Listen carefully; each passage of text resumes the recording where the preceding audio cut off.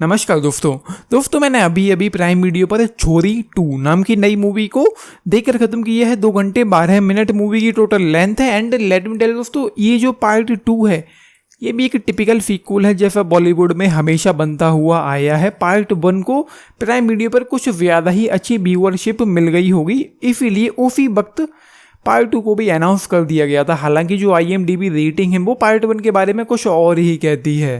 मुझे वो पार्ट 1 कुछ खास पसंद आया नहीं था। एंड ये जो पार्ट 2 है, जैसा कि मैंने आप लोगों से कहा है, एक टिपिकल बॉलीवुड फिल्म के सीक्वल की तरह ही ये निकल के आया है, जहाँ पर पार्ट 2 में ये लोग हमेशा ही कचरा कर देते हैं। वही यहाँ पर भी है। मूवी में जो हॉरर है उसको लेकर मैं ये कह सकता हूँ कि थोड़ा बहुत सही था। मूवी के स्टार्ट में उस बच्ची को परछाइयाँ दिखाई पड़ती हैं। जब पहली बार वो दिखाई पड़ी तो मेरे तोते उड़ गए थे। लिटरली वो मेरे लिए डरावना था।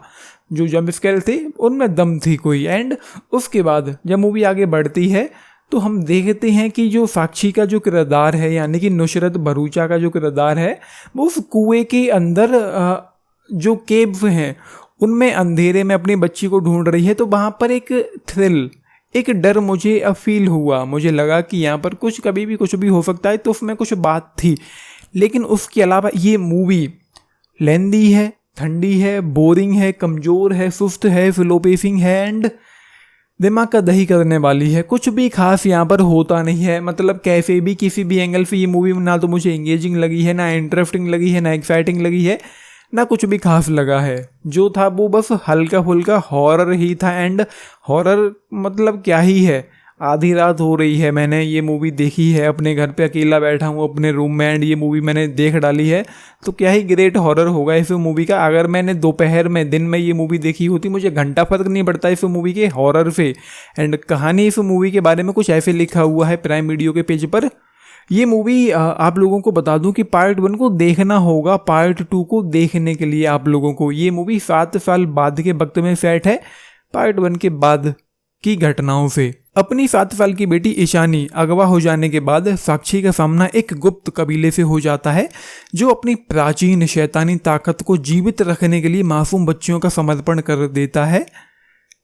साक्षी के पास ईशानी को बचाने के लिए सिर्फ 3 दिन हैं, जिसमें साक्षी को या तो उन अंधविश्वासी लोगों को और उनकी घिनौनी प्रथा को नष्ट कर देगी, या फिर हमेशा के लिए अपनी बेटी के साथ अंधेरे में लुप्त हो जाएगी।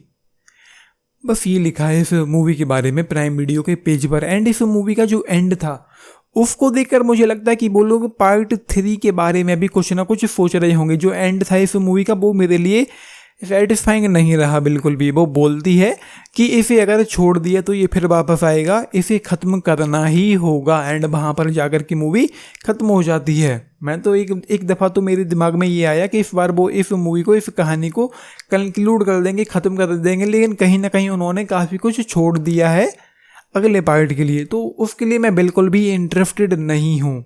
तो जैसा कि मैंने आप लोगों से कहा है, ना तो इस मूवी की राइटिंग अच्छी है, ना पेसिंग अच्छी है, ना ट्रीटमेंट है, ना मसाला है, ना डायरेक्शन अच्छा है, ना कहानी अच्छी है, ना किरदार कुछ ज़्यादा खास है। बस जो परफॉर्मेंस है वो मुझे कहीं तक नुसरत भरूचा की अच्छी लगी है।